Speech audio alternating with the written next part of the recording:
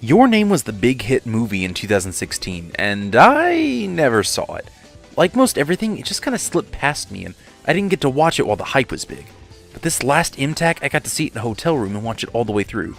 Initially, I was stunned by the animation, and the montage section at the start was absolutely charming. Trying to figure out exactly what was going on was also really engaging. The animation, the environments, all of it was absolutely stunning and captivating. Unfortunately, about halfway through the movie, it just kind of lost steam for me.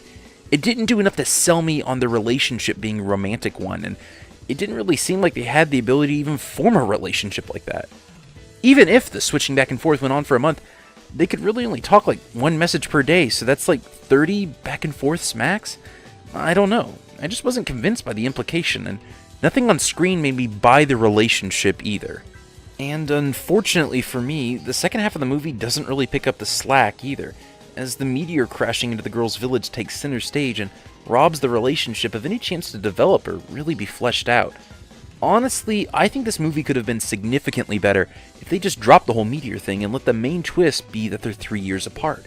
Even though, logistically, it's idiotic to think that neither of them would notice the date difference when both of them have cell phones, it could have at least given their relationship more room to breathe.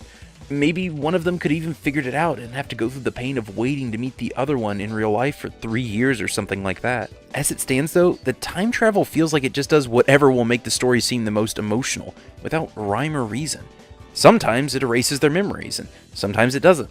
Sometimes it erases their phones and messages, but not when it leaves the boys "I love you" so we can cry more, I guess? I didn't feel like a person watching this sad situation befall these two people that I was rooting for.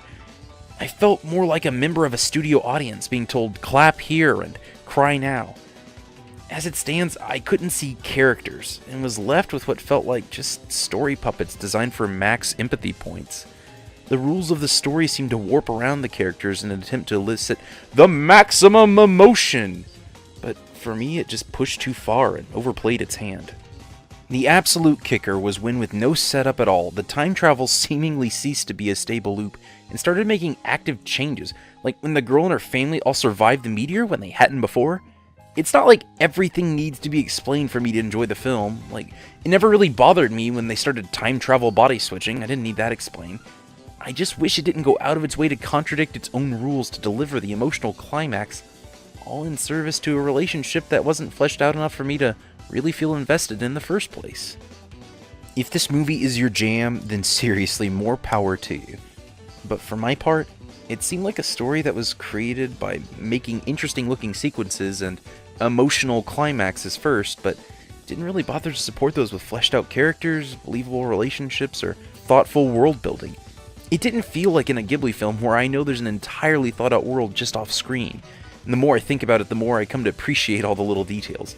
With this, I feel like the more I think about it, the less it holds up. It really does strike me as sort of style over substance.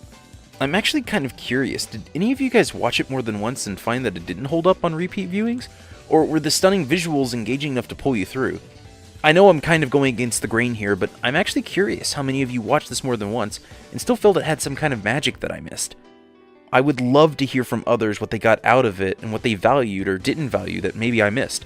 In the process of editing this, I actually came across Goat Jesus' review of the movie, and he articulated a lot of good points, so if you want more content on this subject, maybe check out his video. Link in the description.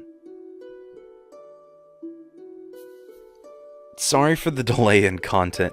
I was working really hard on a bigger analysis, and it just felt too long and wandering, and so I went to go do more topical stuff, but it all felt too negative and like it had been done better elsewhere, so I finally just said, screw it, I'm gonna talk about what I did recently.